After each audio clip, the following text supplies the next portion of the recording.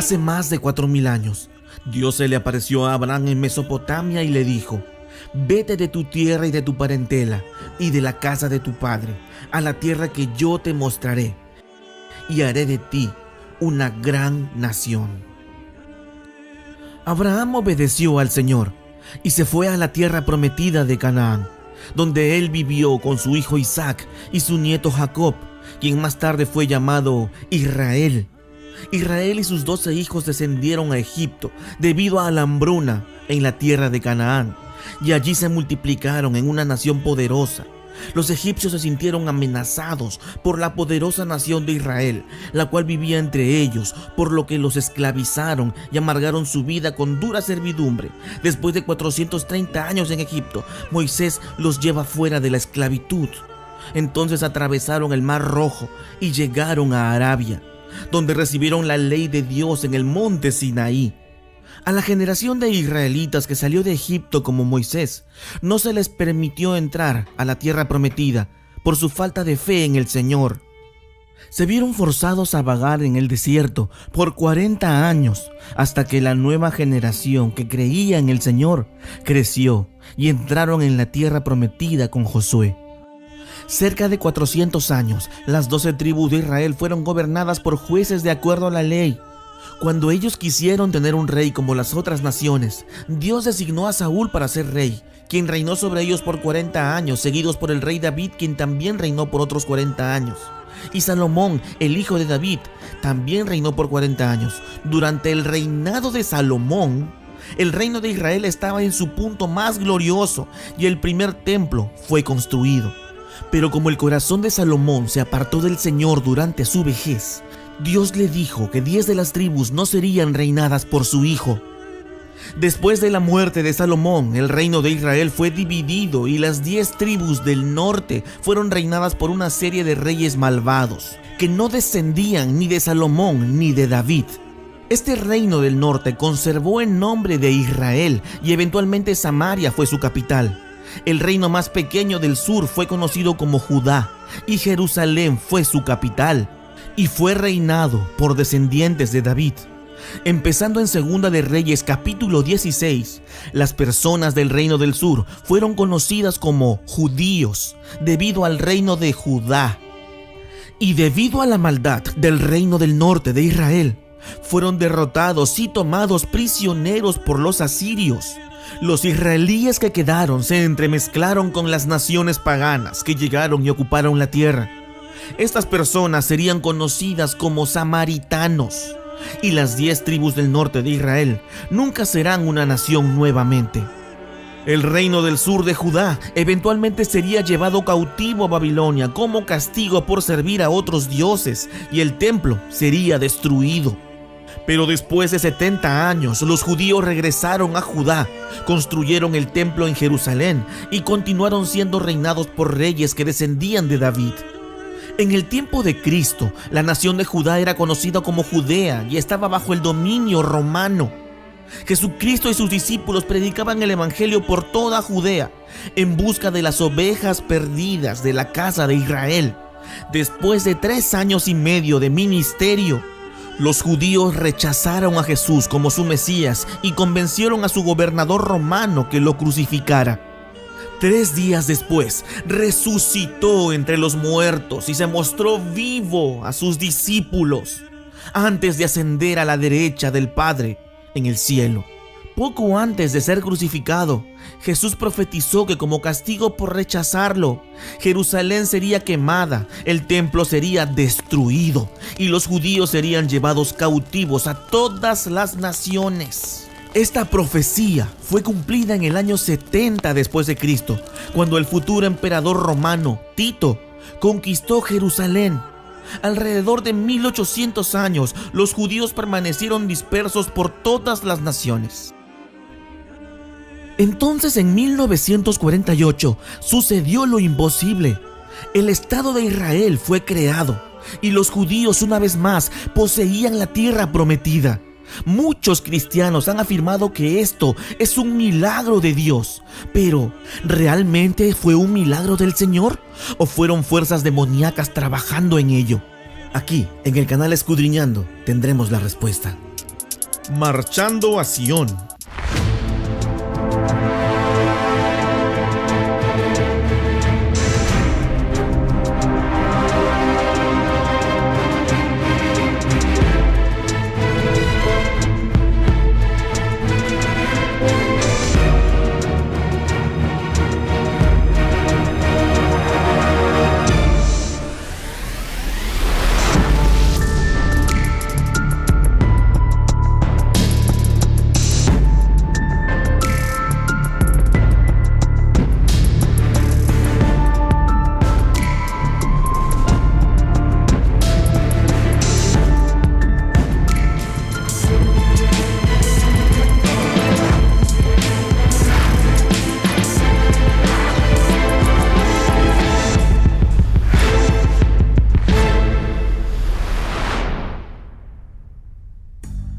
Para entender la fundación del Estado moderno de Israel, usted debe entender la historia de los judíos desde el año 70 hasta este momento. Y usted debe saber que su religión no se basa en la Biblia, para nada en lo absoluto. Por ejemplo, desde que el templo fue destruido, ellos no hacen ninguna clase de sacrificios animales. En relación a los sacrificios animales, estos han sido descontinuados. ¡Terminados! Y en vez de eso, el judaísmo creó un sistema de oraciones que suplantó a los sacrificios. Bueno, yo creo que realmente esto fue el comienzo de la modernización. Realmente lo creo. Cuando el templo fue destruido, los judíos no tenían una ubicación central. Ellos fueron dispersos. Ellos cambiaron literalmente la naturaleza de judaísmo, y esa forma portátil de judaísmo dirigió a una transformación del judaísmo sacerdotal a un judaísmo rabínico. El judaísmo dejó de ser la religión del Antiguo Testamento y empezó a ser la religión de los rabinos y sus tradiciones, o lo que ellos llaman el Torá oral. El Talmud es el libro sagrado de los judíos. Estas eran palabras orales de los judíos. Es conocido como la sabiduría de los rabíes. El Talmud es la recopilación de todos los grandes debates que tuvieron lugar en el siglo II a.C. hasta el siglo V después de Cristo. Esta es una clase de enciclopedia de conocimiento judío.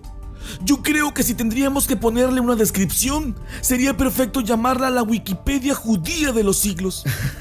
Sí, y es porque muchas personas participaron en ella. No fue escrita por una sola persona, sino que fueron varios cientos de estudiosos, cientos de autores. De acuerdo al judaísmo, o la ley oral, o lo que más adelante sería conocido como Talmud, fue dada a los 70 ancianos que llegaron a la base del monte Sinaí, pero no se les permitió avanzar más. Los fariseos creen que estos 70 ancianos recibieron una revelación mucho más profunda y extensiva que Moisés, la cual no era para ser escrita, sino para ser pasada oralmente. Estas tradiciones orales tienen más poder sobre el Torá escrito, o lo que nosotros conocemos como Génesis a Deuteronomio. La evidencia de esto lo podemos encontrar en el mismo Talmud. Erubín 21 dice: Hijo mío, sé más cuidadoso en el cumplimiento de las palabras de los escribas que de las palabras del mismo Torá. Esto es lo que diferencia a los ortodoxos de los no ortodoxos. O sea que los no ortodoxos ven el Talmud como algo hecho por el hombre. Claro, desarrollado por el hombre de generación en generación. O sea que ustedes creen que el Talmud fue inspiración de Dios. Claro, inspirado por Dios. Cualquier cosa que tenga que ver con la escritura es considerada la palabra de Dios por un gran segmento de la... ¿Y esto incluye el Talmud? Sí. Jesús les dijo: ustedes no creen en la religión de Moisés. Pero mira lo importante de este pasaje. Y les dice: ustedes reemplazaron la ley de Dios por mandamientos de hombres. Entonces podemos ver en Marcos 7:7, donde Jesús le dice a los fariseos: en vano me honran, enseñando como doctrina mandamientos de hombres. Y justamente el Talmud es mandamientos de hombres. Para una persona común y corriente es imposible entender el Talmud, es algo muy difícil, necesita un profesor necesariamente. Supongo que un rabino ha leído el Talmud desde principio a fin. No lo sé, eso depende que hayan estudiado. ¿Usted no leyó todo? No podría decirte que he leído los 36 volúmenes, pero he leído varios. ¿Usted ha leído mucho? Sí, pero estoy seguro que personas que dedican toda su vida a leer y a estudiar esto lo han hecho. A través de toda la historia, los judíos siempre han sabido que si los cristianos supieran lo que dice el Talmud, se enojarían muchísimo. Así que los judíos han sido capaces de camuflar los insultos más aberrantes sobre Jesús, porque las personas no hablan hebreo. Esto es lo que los judíos dicen de Jesús en el Talmud. Hay sesiones enteras sobre Jesús allí.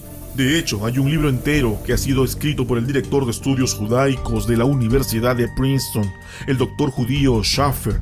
Él escribió el libro Jesús en el Talmud. Así que si usted quiere saber qué dicen los judíos sobre Jesús, le recomiendo leer el libro Jesús en el Talmud del Dr. Schaffer. Peter Schaffer es el director de estudios judaicos en la Universidad de Princeton, y en el libro Jesús en el Talmud, él documenta y analiza cada una de las veces que Jesús es mencionado en el Talmud. Ahora considere esto. El Talmud fue escrito cientos de años después de la vida de Jesús y contiene referencias de Jesús en él, pero son blasfemias y odiosas referencias, como por ejemplo esta. De acuerdo al Talmud, Jesús fue el resultado de un adulterio, el hijo bastardo de María y un soldado romano llamado Pantera. Pero lo increíble viene aquí. Dicen que Jesús pasó su juventud en Egipto y aprendió magia negra, idolatría y hechicería. Entonces Jesús nació de una ramera. María era una prostituta. Ellos dicen que ella tuvo relaciones sexuales con muchos hombres. El padre era un centurión romano y el Talmud, más adelante, blasfema al Señor Jesucristo llamándolo tonto y comparándolo con villanos en el Antiguo Testamento como Balaam, Aitofel, Doeg y Giesi. ¿El Talmud habla sobre los judíos matando a Jesús? Vagamente, pero Maimónides cree que los judíos lo mataron. Que lo ejecutaron por alguna de sus doctrinas y así sucesivamente. Ok, está bien, pero ¿usted cree que los judíos mataron a Jesús? Es posible que los judíos mataran a Jesús. Digamos que ellos lo hicieron. Probablemente él merecía morir. Quizá era un alborotador. Asumamos que nosotros lo hicimos, así que nosotros matamos a alguien. En realidad, el Talmud se regocija sobre Jesús muriendo joven. Mira lo que dice este pasaje. ¿Has escuchado lo viejo que era Balaam? Él respondió: hombres sanguinarios y engañadores no vivirán ni siquiera la mitad de sus días. Y continúa diciendo que tenía 33 o 34 años. Pero tú me dirás: hey, ahí dice Balaam, no Jesús. Pero mira lo que dice aquí al pie de la página. Balaam es frecuentemente utilizado en el Talmud como una clase de Jesús. Pero no solo eso, sino que en la Enciclopedia Judía, volumen 2, página 469, debajo de Balaam dice: Balaam dado a Jesús en Sanedrín 106b y Hit 57a. Peter Schaffer afirma en su libro Jesús en el Talmud que no hay duda que el relato de la ejecución en el Talmud se refiere a Jesús. De hecho, el libro afirma contundentemente que no hay razón para sentirse avergonzado porque ejecutamos justamente a un blasfemo e idólatra. Jesús merecía la muerte y recibió lo que merecía. En otras partes del libro podemos ver textos como estos. Él era un blasfemo e idólatra, y a pesar de que a los romanos no les importaba demasiado, nosotros insistimos en que él recibió lo que merecía. Incluso convencimos al gobernador romano, o más exactamente, lo forzamos a aceptar, a que este impostor, hereje, necesitaba ser ejecutado. Y estamos orgullosos de eso. Peter Schaffer dijo en un artículo que apareció en Publisher Weekly acerca de su nuevo libro: ciertamente, no quiero herir el diálogo judío-cristiano, pero el diálogo requiere honestidad, y estoy tratando de ser honesto. En la actualidad, hay judíos mesiánicos hoy que quieren tomar el Talmud y hacerlo cristiano.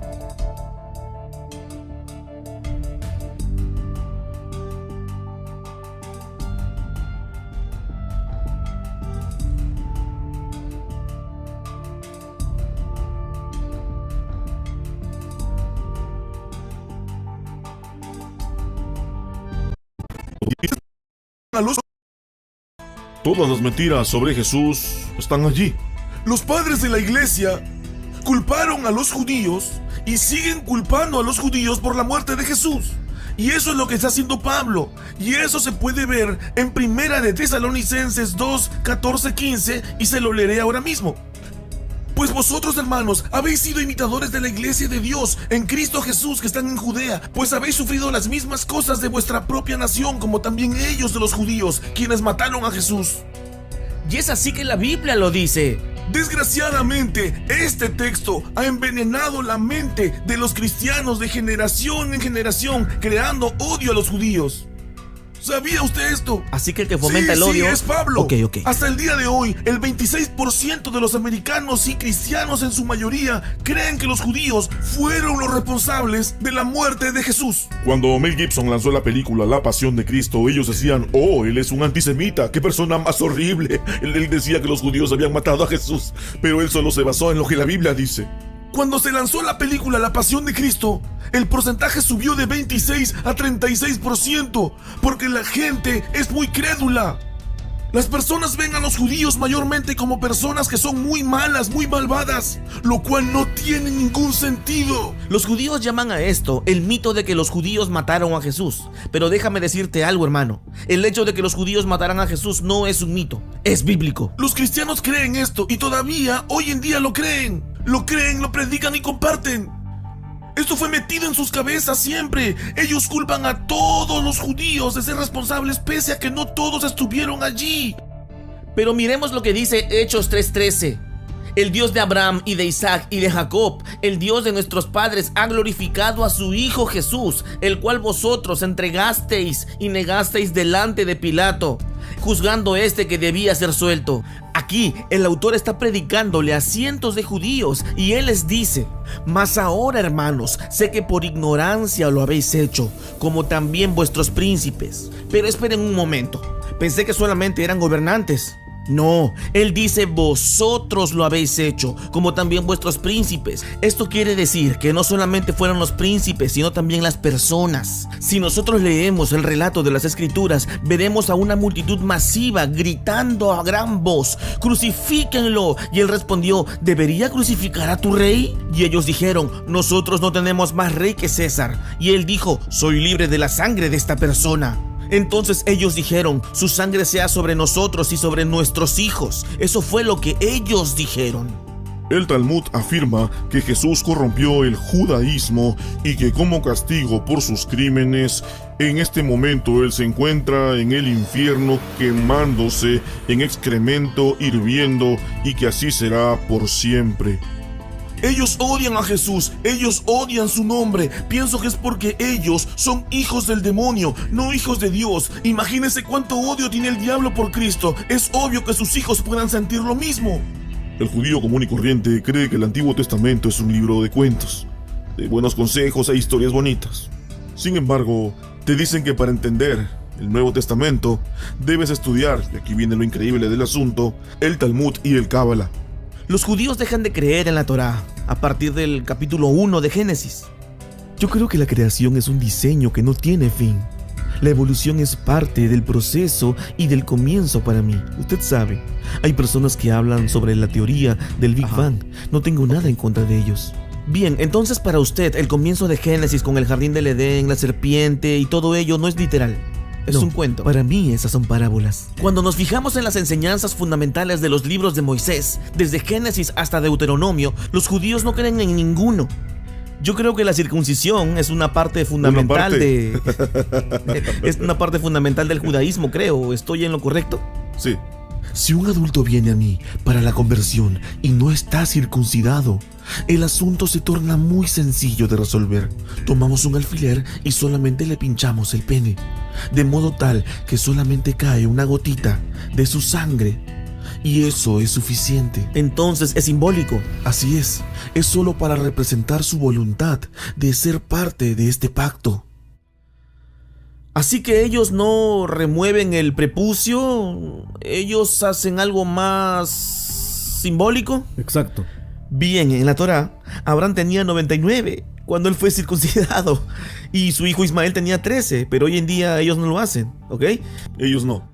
Nosotros como cristianos no practicamos en el Nuevo Testamento la circuncisión, pero recordemos que los judíos acaban de decir que ellos todavía siguen esa ley mosaica, y así que ellos deberían seguir esa regla común y remover el prepucio y así circuncidar al convertido. Esto enseña la Torá.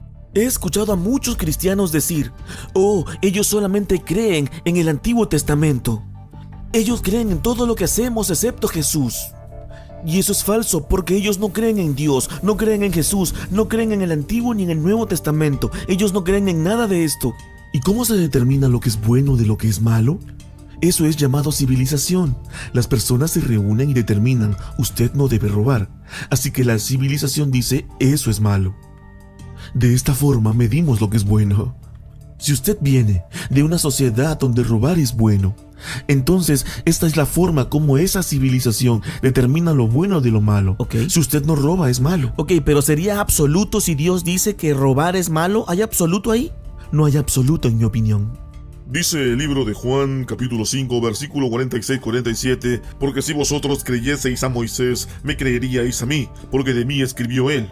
Y si a sus escritos no creéis, ¿cómo creeréis a mis palabras? Aquí Jesús está diciéndole a los judíos que en aquel día ellos no creerían en sus palabras. Todo su reclamo era que ellos le creían a Moisés y a él no le creían.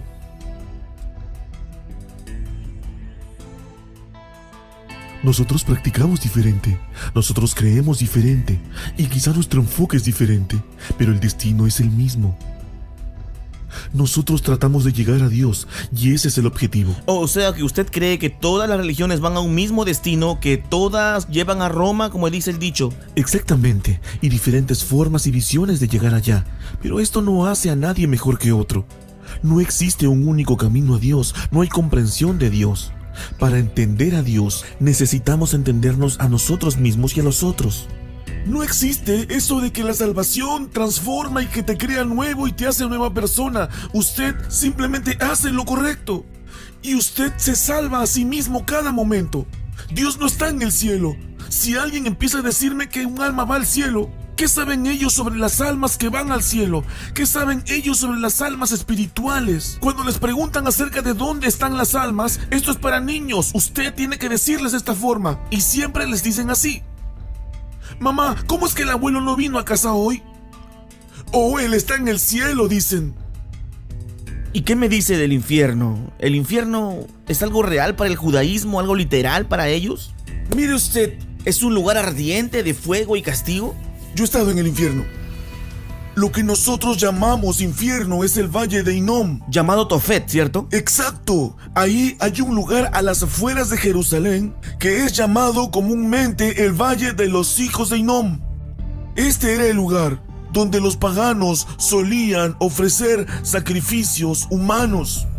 Y por la extrapolación, de alguna forma, ellos imaginaban que había un lugar como ese en alguna parte del universo donde las personas malvadas iban. Así que usted cree que en el Antiguo Testamento se enseña que no hay infierno, que no hay algo literal. Por supuesto que no. Ok, muy bien. Muchas personas le dirán que la Biblia dice que si usted no hace algo, usted será un malvado, que usted irá a una especie de inframundo. Al infierno. Correcto. Bien, nosotros no nos suscribimos a esto de todos modos, no creemos en esto. Si los judíos no creen en la historia de la creación de Génesis 1, ellos no creen en la historia de Adán y Eva literalmente, ellos no creen en Noé, ellos no creen en la Torre de Babel, se burlan de esas historias, ellos no creen en la circuncisión, ellos no creen en sacrificar animales, ¿en qué parte de la Torá creen? Se supone que la Torá es uno de los libros más exaltados, pero cuando nos fijamos en los detalles de lo que la Torá enseña, ellos no creen nada de esto. Hoy hay muchísimos cristianos evangélicos en América que han tomado la tendencia de estar a favor de Israel. Así es. Los cristianos están completamente celosos y apasionados en su apoyo a Israel. Con respecto a ¿esto ha sido siempre así a lo largo de la historia o es un nuevo fenómeno? No ha sido así durante toda la historia. Tradicionalmente el cristianismo era esencialmente antisemítico. El fenómeno de los cristianos sionistas es relativamente reciente. Ellos sostienen que los judíos son las personas elegidas, el pueblo escogido, incluso usan frases como la niña de sus ojos. ¿Y este fenómeno es reciente? Sí, unos 100 y algo de años, quizá un poco más atrás. La teología del reemplazo ha jugado un papel muy importante dentro del cristianismo. ¿Qué es la teología del reemplazo? La teología del reemplazo es la raíz y rama del antisemitismo cristiano. Es como un virus dentro de la iglesia. Básicamente esta teoría dice que la iglesia ha reemplazado a Israel, y esta teología que descarta el lugar de las personas judías y lo reemplaza con la iglesia, que es el nuevo y espiritual Israel. Y esto es muy peligroso porque yo creo que esta es la raíz principal del antisemitismo. Quiero decirle que muchos teólogos a través de los siglos han predicado la teología del reemplazo. ¿Y qué predicadores? ¿Pueden mencionarnos algunos? Claro, aquí tengo todo sobre Juan Crisóstomo, que fue el principal y llamado jefe de la iglesia antisemita. Mire lo que dice Juan Crisóstomo. La sinagoga es peor que un prostíbulo. Es la guarida de los sinvergüenzas, la reparación de bestias salvajes, el templo de los demonios dedicado a cultos idólatras, el refugio de libertinos, la caverna de los demonios. Esta es una asamblea de judíos criminales. Esto es un lugar de reunión para los asesinos de Jesucristo. Una guarida de ladrones, una vivienda de iniquidad, refugio de demonios, un golfo y abismo de perdición. Así que diré las mismas cosas acerca de sus almas. Como usted puede ver, ellos han satanizado a los judíos. Y esto está presente en la mente de muchos hasta el día de hoy. Durante la historia, los cristianos no han visto a los judíos tanto como personas escogidas. Han visto a los judíos como personas que rechazaron a Cristo y por lo tanto fueron rechazados por Dios. Por ejemplo, el último libro escrito por Martín Lutero antes de que él muriera fue llamado Sobre los judíos y sus mentiras. Y en este libro, él da todo tipo de argumentos bíblicos del por qué los judíos no son las personas escogidas, y también expone muchas de las mentiras y blasfemias del Talmud. En su último mensaje, él predicó sobre los judíos, y él decía que los judíos odiaban a nuestro Señor y Salvador Jesucristo, y por medio de su conducta pérfida, ellos crean toda clase de estratagemas y artimañas para engañarnos. Y él estaba tan enojado con ellos que en realidad él dijo que deberíamos ir y quemar todas sus copias del Talmud. Él estaba furioso sobre el Talmud. De hecho, hoy en día los judíos lo consideran antisemítico. San Agustín tampoco es la excepción. ¿Él era también antisemita?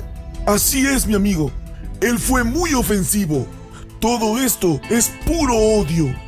No importa si usted está escuchando a Juan Crisóstomo, a San Agustín, a Pedro el Venerable, a Martín Lutero, a Juan Calvino. Usted nombre al padre de la iglesia que quiera, nombre al líder protestante a través de la historia. Todos ellos dicen la misma cosa sobre los judíos, que ellos son la sinagoga de Satanás, una religión falsa. Esa doctrina de que los judíos son todavía las personas escogidas de Dios es una nueva doctrina.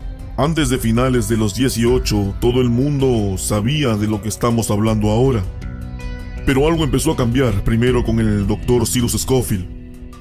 El famoso Dr. Scofield fue un hombre divorciado que tenía problemas con el alcohol. Él era un abogado que se volvió predicador. Él dejó a su primera esposa, Leontine Serre, en 1813. Y eso fue un año después de que él escribiera su primer libro, Usa bien la palabra de verdad. Así que en ese año escribe su primer libro y en 1883 dejó a su primera esposa y se casa con otra mujer y se hace pastor en Texas, muy famoso, muy popular. La Biblia de estudio Scofield fue editada con la ayuda de prominentes hombres de negocios, algunos de los cuales ni siquiera eran cristianos. El Dr. Scofield tenía empleados judíos quienes lo hicieron miembro del Club de Lotus, una sociedad secreta, y repentinamente tuvo mucho dinero. Este abogado corrupto, quien abandonó a su esposa y fue encontrado culpable de numerosos delitos como abogado corrupto, pero a Scofield le fue dado dinero y el grupo Oxford de Inglaterra publicó su Biblia. ¿Por qué ellos tomarían a un abogado torcido y hacen de él un editor de la Biblia? Y repentinamente ellos tienen millones de dólares para promoverla. Con esa cantidad de dinero, la Biblia de Scofield despegó y esta básicamente selló el acuerdo para los judíos. La Biblia de estudio de Scofield está muy a favor de Israel, muy sionista. Y es así que este libro, más que cualquier otro, cambia el modo de pensar de una generación entera de jóvenes predicadores. Otra creencia que los cristianos tienen hoy, y esta es una creencia errada que no se encuentra en las escrituras, es la creencia de que nosotros deberíamos bendecir a Israel, y se remota a lo que ellos se refieren como el pacto de Abraham. Ellos leen Génesis 12 y dicen, si queremos ser bendecidos por Dios tenemos que bendecir a Israel. Génesis 12 del 1 al 3 es la escritura clave donde Dios llama a bendecir a Abraham, y se lee el capítulo 12 del 1 al 3 lo siguiente: pero Jehová había dicho a Abraham, vete de tu tierra y de tu parentela y de la casa de tu padre a la tierra que te mostraré, y haré de ti una gran nación, y te bendeciré y engrandeceré tu nombre, y serás bendición. Bendeciré a los que te bendijeren, y a los que te maldijeren maldeciré, y serán benditas en ti todas las familias de la tierra. Ahora, de acuerdo a lo que hemos leído, Dios está haciendo un pacto con Abraham. Y Dios le dice a Abraham, te bendeciré. La palabra te es singular. Dios está hablando a Abraham. En las notas de estudio de Génesis 12, Scofield aplica esta bendición a la futura nación de Israel. Esto no es lo que la Biblia enseña. Muchos cristianos evangélicos hoy en día no obtienen su doctrina sobre Israel de nada de lo que está escrito en el Nuevo Testamento, sino que lo obtienen de la Biblia de estudio de Scofield. Cuando usted está leyendo estas promesas a Abraham en el Antiguo Testamento, usted tiene que saber lo que dice Gálatas 3:16. Ahora, a Abraham y a sus simientes fueron hechas las promesas. Si nos detuviéramos solamente hasta aquí a leer, todos los cristianos de hoy y sionistas nos dirían, ya ves, fue Abraham y su simiente, pero el versículo continúa y dice, y como vemos no dice simientes con una S al final para hacerla plural, así que no dice simientes como que de muchos, sino como que de uno, y a tu simiente, la cual es Cristo. Así que de acuerdo con la Biblia, las promesas hechas a Abraham fueron hechas a Abraham y también a Cristo. Y la Biblia dice en el versículo 29, y si vosotros sois de Cristo, ciertamente la simiente de Abraham sois, y conforme a la promesa, los herederos. De acuerdo con la Biblia, nosotros como cristianos, seamos judíos o gentiles, somos herederos de esas promesas hechas a Abraham. Así que los que están hoy en el Medio Oriente, en la nación de Israel, no están en Cristo. El 99% de ellos no creen en Jesucristo. Por lo tanto, no son la simiente de Abraham. Así que Génesis 12 del 1 al 3 no se aplica para ellos. La gente dirá, bien, tenemos que apoyar a Israel si queremos la bendición de Dios, si nosotros queremos la bendición de Dios en nuestra iglesia, si nosotros la queremos en nuestra nación, nosotros debemos apoyar en todo Israel. Bueno, si usted cuenta los pasados 66 o 67 años de la historia de América, ¿usted encuentra la bendición de Dios en nuestro país? ¿Legalizamos el aborto en 1940? No, esta ya ha venido desde entonces. ¿Qué era de nuestra deuda externa en los años 40? ¿Qué éramos comparados en ese entonces con lo que somos ahora? Usted no podrá convencerme de que las bendiciones de Dios han caído en este país debido a una promesa de apoyar a un grupo físico de personas que de alguna manera están vinculadas con la bendición de Dios. Si nos fijamos en la historia de los judíos en los últimos 2000 años, podemos preguntarnos, ¿han sido ellos bendecidos por Dios? No. Han sido perseguidos y odiados en todos los países que han estado. Este libro tiene una lista de todos los países de los cuales han sido expulsados en los últimos 1000 años. Y cuando nos fijamos en esta larga lista es cuando debemos preguntarnos, ¿por qué han sido tan odiados y perseguidos en todas las partes en las cuales han vivido? Primero, porque blasfeman contra el cristianismo, y segundo, porque practican préstamos abusivos. A finales de 1800, la persecución de los judíos en Rusia y en otros lugares se intensificó y muchos judíos empezaron a creer que su única esperanza para un futuro próspero sería poseer un estado propio. Esta creencia es conocida como sionismo. El Estado judío fue la realización del gran proyecto de Teodoro Herzl. Una pregunta, ¿quién es Teodoro Herzl? Es el fundador del sionismo. Él llegó a la conclusión de que la causa del antisemitismo es que los judíos no tenían un estado propio.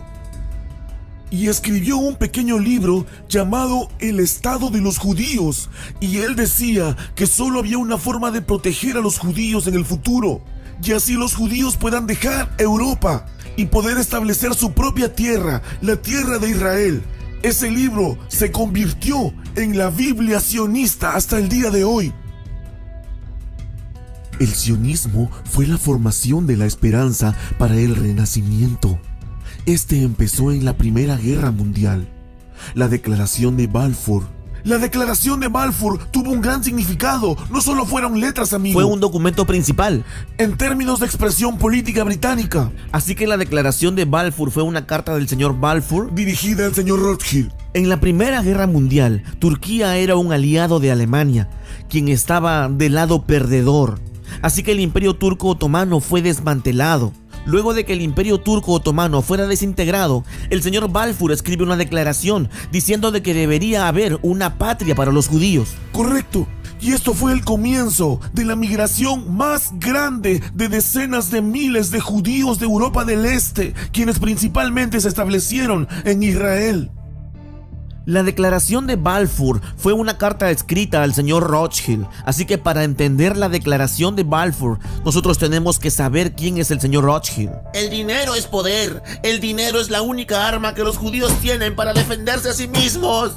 Mayer Amschel Bauer, nacido en Frankfurt, Alemania en 1744, era un prestamista y orfebre en la Joe Street, cuya tienda tenía un hexagrama rojo en él. Por eso que él cambia su nombre a Rothschild, porque significa signo rojo en alemán. Así que Rothschild entendió rápidamente que prestarle dinero a gobernantes era más rentable que prestarle dinero a los particulares. Pero no solo porque los préstamos eran más grandes, sino porque además estaban asegurados por los impuestos de la nación. Mayer Rothschild tuvo 5 hijos a quien entrenó con las habilidades para crear dinero y los envió a las principales ciudades de Europa para formar un imperio bancario. Ustedes son 5 hermanos. Quiero que cada uno de ustedes empiece un negocio bancario en diferentes países. Uno irá y abrirá una casa en París, otro en Viena y otro en Londres.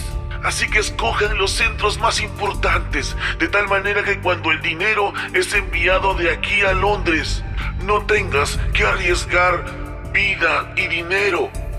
Amschel, aquí en Frankfurt, enviará una carta a Nathan en Londres diciendo: paga a fulano de tal y esto será compensado por préstamos desde Londres a Frankfurt.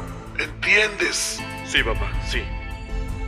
En sus días habrán muchas guerras en Europa y las naciones que tengan dinero para transportar vendrán a los Rothschild porque será seguro.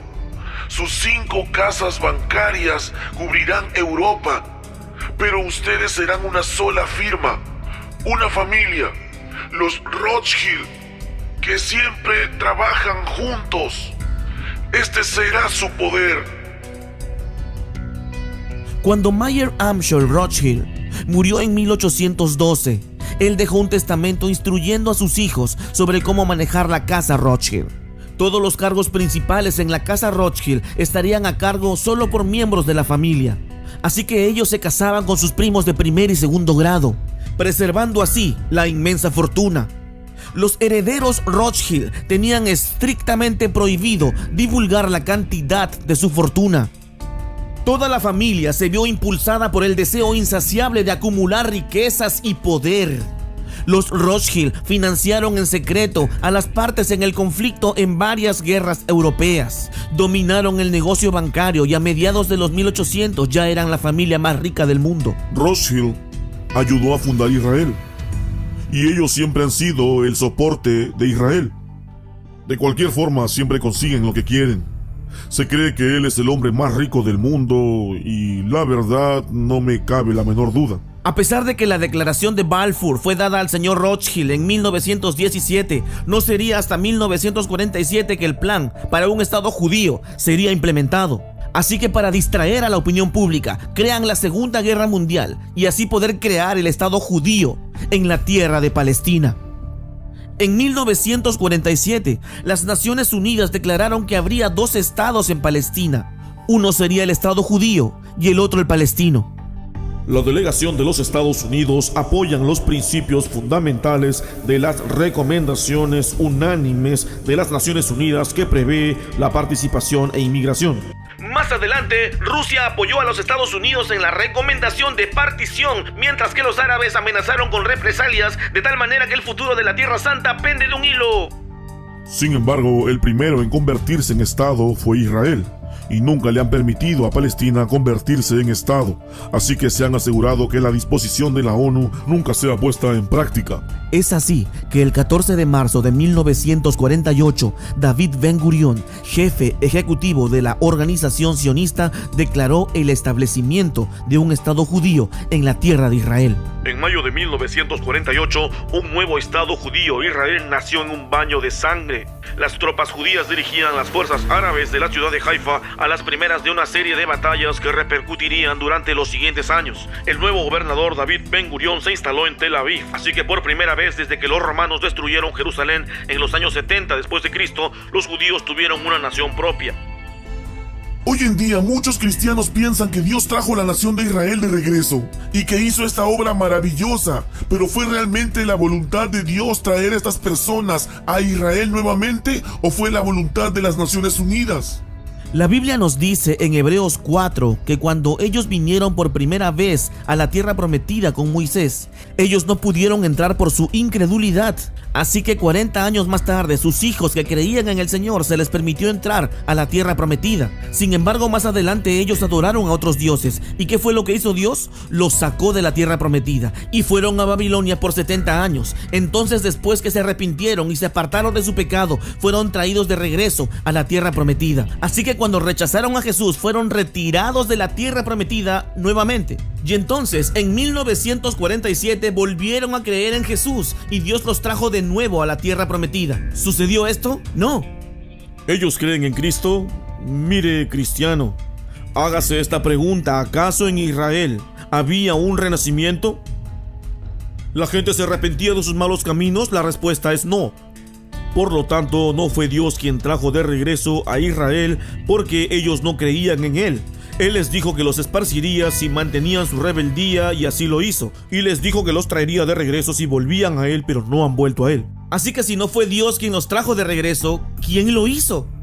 El espíritu del anticristo, quien los trajo de regreso a la tierra prometida. Fueron las Naciones Unidas quienes los llevan de regreso a la tierra prometida. El nacimiento de Israel hizo historia. Concebido entre contiendas y desencadenando violencia, Israel ha florecido para convertirse en una voz constructiva en asuntos mundiales. Su bandera es un símbolo de esperanza en un mundo turbulento. ¿La estrella de David? ¿De dónde viene este símbolo? Bueno, nunca ha sido explícitamente escrito en la Biblia. ¿Tal vez la estrella se encuentra en el Talmud?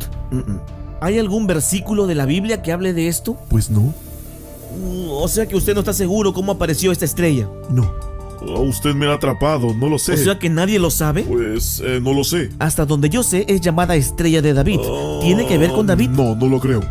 Tiene que haber alguna relación en algún lugar. Lo que pasa es que no me acuerdo muy bien exactamente cuál era la asociación. Creo que lo que ellos llaman estrella de David en realidad es la estrella de Renfam. Porque si usted estudia la Biblia, usted podrá ver que ellos adoraban a otros dioses. La Biblia habla de que ellos llevaban una bandera con la estrella de su dios Renfam.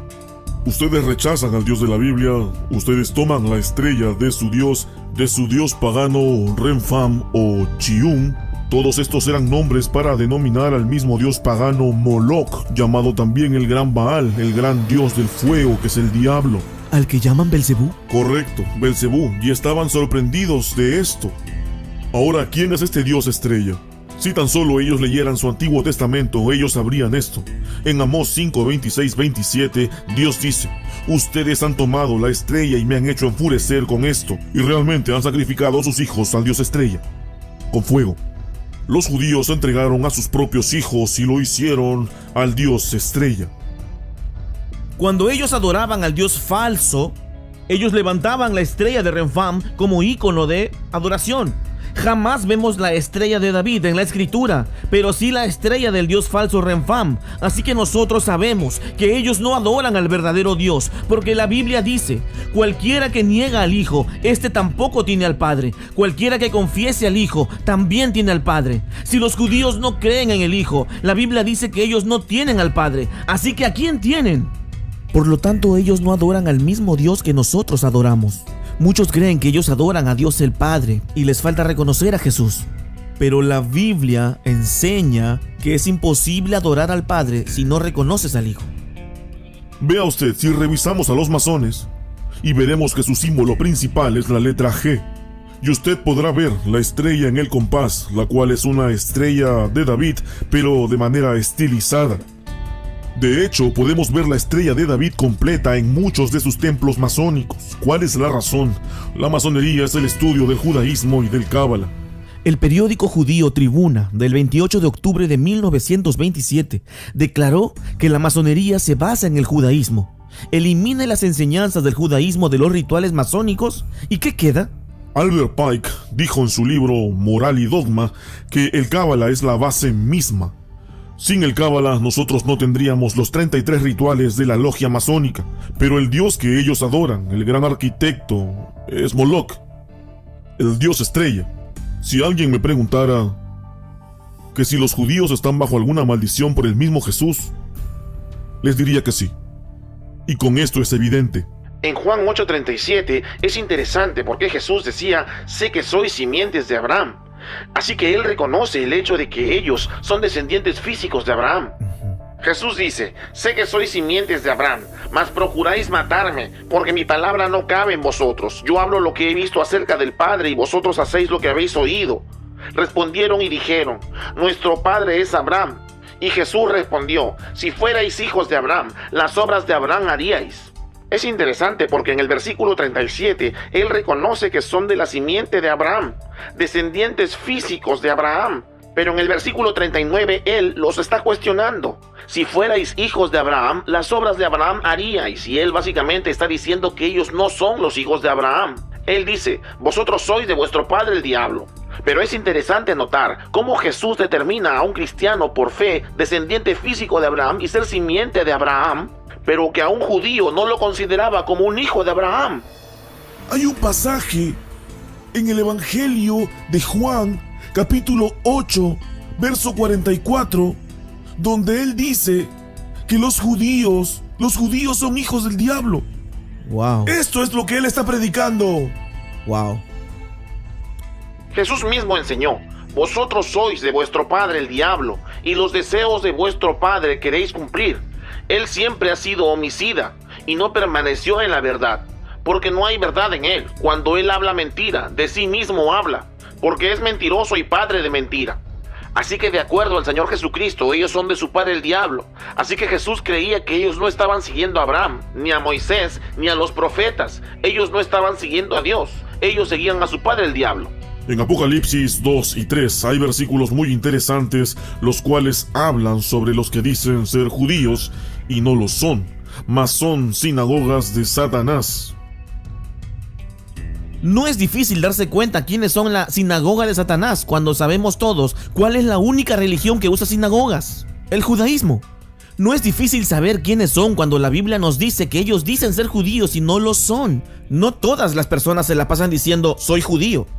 Las personas que practican el judaísmo dicen ser judíos. Quizá digas, pastor, ellos dicen ser judíos pero realmente lo son. No, porque Romanos 2:28 dice, pues no es judío el que lo es exteriormente, ni es la circuncisión la que se hace exteriormente en la carne, sino que es judío el que lo es en el interior, y la circuncisión es la del corazón, en espíritu, no en la letra, la alabanza del cual no viene de los hombres, sino de Dios. Miren lo que dice Filipenses 3:3, porque nosotros somos la circuncisión, los que en espíritu servimos a Dios y nos gloriamos en Cristo Jesús, no teniendo confianza en la carne. Así que ante los ojos de Dios, ellos no son judíos, ellos son la sinagoga de Satanás. Apocalipsis 3:9 dice, he aquí, yo doy de la sinagoga de Satanás los que dicen ser judíos y no lo son, mas mienten. He aquí, yo los constreñiré a que vengan y adoren delante de tus pies y sepan que yo te he amado. Ahora, ¿por qué Dios quería hacerle saber a la sinagoga de Satanás que él amaba a la iglesia de Filadelfia? Porque los judíos pensaban que Dios los amaba solo a ellos. Ellos no pensaban que Dios amaba a los gentiles de Filadelfia. Por eso les dijo, yo le haré saber a la sinagoga de Satanás que yo te he amado. Porque de tal manera amó Dios al mundo, no importando la raza que sea. Dios al mundo amó. En 1 de Juan 2:22, la Biblia nos da una definición de lo que es un anticristo. ¿Quién es mentiroso? Sino el que niega que Jesús es el Cristo. Este tal es anticristo, que niega al Padre y al Hijo. Para poder creer que Jesús no es el Cristo, debemos creer en la existencia de Cristo y que Cristo no es Jesús. Juan 4:4 nos dice que la palabra Mesías significa Cristo. La mujer en el pozo dice: sé que el Mesías ha de venir, el cual se dice Cristo. Así que nosotros sabemos que la definición de la palabra Cristo es Mesías. Así que cuando la Biblia nos dice quién es el mentiroso, el que niega que Jesús es el Cristo, lo que está diciendo es: ¿quién es el mentiroso sino el que niega que Jesús es el Mesías? ¿Qué grupo de personas cree hoy que hay un Mesías pero que no es Jesús? Nuevamente, estos son los judíos. Permítame ver si puedo definir esto correctamente. Básicamente, los judíos no creen en Jesús. Obviamente ustedes no creen que Él fue el Mesías. Sin embargo, ¿ustedes piensan que Él fue uno más de la larga lista de falsos Mesías? Sí, si la afirmación hecha fue que Él era el Mesías, entonces podríamos decir que Él fue un Mesías falso. Jesús nunca dijo: yo soy el Mesías. Los judíos habrían estado interesados en el Mesías. Ellos están esperando al Mesías, ellos quieren al Mesías, así que si él hubiera tenido algunas características del Mesías, ellos hubieran estado interesados en él. Pero él tuvo 12 discípulos, esos no son muchos. Usted está hablando sobre la nación de los judíos con todos los estudiosos. Ellos no le habrían ganado a él. Ellos no le creyeron. No del todo. Los cristianos inventaron la idea de un Mesías fracasado, a pesar de que fracasó. Por eso rechazamos a un Mesías perdedor. Si usted pierde, entonces usted no es el Mesías. Ellos todavía están a la espera de otro Mesías que vendrá. Pero sabemos que el próximo Mesías que venga será el Anticristo. ¿Qué características tiene el Mesías que esperan? Un rey muy poderoso, que establecerá la paz y bienestar en toda la tierra. Debe ser capaz de hacerlo en toda la tierra. ¿Paz mundial? Paz mundial. Cuando el verdadero Mesías haga su aparición, será de una manera tan impresionante que no podrá ser negado y todos verán que él es el verdadero Mesías. ¿A nivel mundial? Así es, incluso los que no son judíos esperan a un Mesías. O sea que usted me está diciendo que cuando el Mesías venga todos creerán en él. Sí, el mundo entero, porque su propósito será traer al mundo entero al camino correcto. Todas las naciones se enfocarán en Jerusalén para aprender de él. Esto iniciará un periodo de paz mundial. El Mesías será una figura muy carismática y relevante, con gran poder en la palabra. Será un gran guerrero y defenderá a los judíos y eliminará a los enemigos de los judíos para siempre. Si usted escucha la manera como los judíos describen a su Mesías, ellos pintan la figura perfecta de lo que la Biblia describe como el Anticristo. Él conquistará el mundo entero. Él traerá la paz a través de la guerra. Todas las religiones del mundo le creerán. Él traerá la paz mundial. Él nos unificará. Así que muchos cristianos tienen buen corazón, pero ellos no saben lo que están haciendo. Recuerdo que estuve en una conferencia en Florida y una mujer vino a mí y ella estaba usando una estrella de David. Le pregunté por qué ella estaba usando eso y me dijo: oh, es muy importante que mostremos nuestro apoyo a Israel. Le dije: ¿cómo muestras tu apoyo a Israel? Y ella me dijo: doy dinero cada mes a la fundación El Monte del Templo. Bien, y ese es un grupo judío, le dije yo. ¿Usted sabía que segunda de Tesalonicenses capítulo 2 dice que el anticristo irá a ese templo y declarará ser Dios por encima de otro Dios? Ella me dijo muy sorprendida: bien, creo que estoy ayudando a cumplir la profecía bíblica. Yo le dije: ciertamente sí, así es, usted está ayudando a que venga el anticristo. ¿Quién querría hacer esto? Cuando un hombre venga y pelee las guerras de Israel y derrote a sus enemigos y construya el templo, pasa en la tierra, el líder que haga eso, todos nos arrodillaremos delante del rey. ¿Usted sabe a lo que me refiero? Quien quiera que sea. Así que si en tu caso tú crees que es la segunda venida, ok, nosotros pensamos que es la primera. Mira, los judíos están listos para aceptar al anticristo como su Mesías. Y sin embargo, a los cristianos se les ha dicho que en los tiempos finales todos los judíos van a creer en Jesucristo. No hay que ser tan genio para darse cuenta de lo que el diablo planea. Cuando los judíos acepten al anticristo como su Mesías, entonces todos los cristianos apóstatas que jamás estudiaron la Biblia dirán: miren, esta es la segunda venida de Cristo. Miren cómo los judíos han creído en él.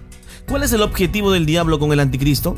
Hacer creer a todos que él es la segunda venida de Cristo. Y como cualquier falsa doctrina, esta se basa en tomar un texto de la Escritura y sacarla del contexto. Ellos toman Romanos 11 e ignoran completamente el comienzo de Romanos 11 y van directamente al versículo 26 que dice: y luego todo Israel será salvo. Y me dirán: ya ves, ahí mismo dice, en los tiempos finales Israel será salvo. Creerán en Jesús. Ellos olvidan que la Biblia dice en Romanos 9 que no todos los que son de Israel son israelitas. Los descendientes físicos no son el verdadero Israel. Él dice, porque no es judío el que lo es en manifiesto, mas es judío el que lo es en el interior. Así que quien cree en Jesús es de Israel. ¿Cómo puedes mirar a una persona no salvada y decirle, usted es de Israel? Cuando la Biblia dice todo Israel será salvo, esto me dice que el que no es salvo no es de Israel. Y este es el anticristo, no Jesucristo, es el anticristo quien unificará a los judíos y a los cristianos falsos y a cualquier otra religión del mundo. Para que el anticristo de los judíos unifique a todas las religiones del mundo, el diablo debe convencer a la corriente principal del cristianismo que vea a los judíos como hermanos en la fe, a pesar de su rechazo y blasfemias a Jesucristo. Teleevangelistas tales como John Hagee ignoran la clarísima enseñanza del Nuevo Testamento y con total astucia aplican las promesas hechas a Abraham en Génesis 12, del 1 al 3, a la moderna Israel, rechazadora de Cristo. Y cualquiera que quiera demostrar bíblicamente que los judíos no son las personas escogidas de Dios es etiquetado por todos como un antisemita.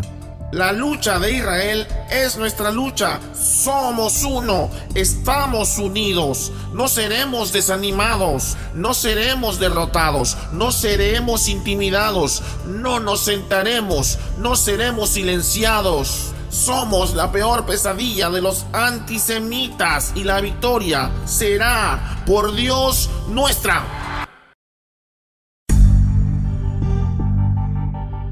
Si no vas a apoyar a Israel y a los judíos, entonces yo no los apoyo. Así que muchas gracias, me retiro. Dios los bendiga a todos.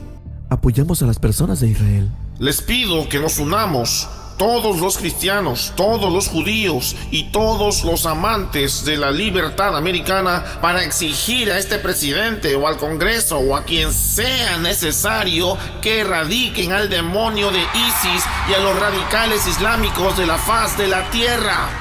Es momento de actuar.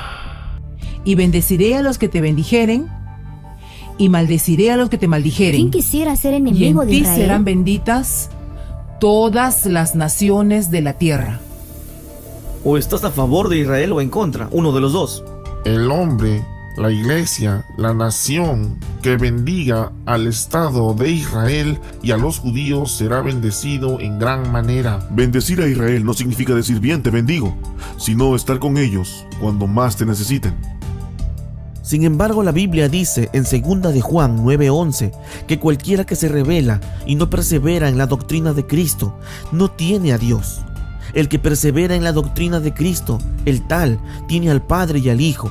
Si alguno viene a vosotros y no trae esta doctrina, no lo recibáis en casa ni le digáis bienvenido, porque el que le dice bienvenido participa de sus malas obras. Entonces, ¿qué es lo que usted hace cuando les dice bienvenidos? Los bendice. Así que el cristianismo evangélico de hoy nos dice que debemos bendecir a Israel si queremos que Dios nos bendiga. Pero 2 de Juan nos enseña que si nosotros bendecimos a quienes niegan al Hijo de Dios, somos partícipes de sus malas obras. Evangélicos, por supuesto, constituyen una gran parte del cristianismo americano. Los bautistas, los pentecostales, Asamblea de Dios, todos están a favor del sionismo y fueron de gran apoyo para Israel.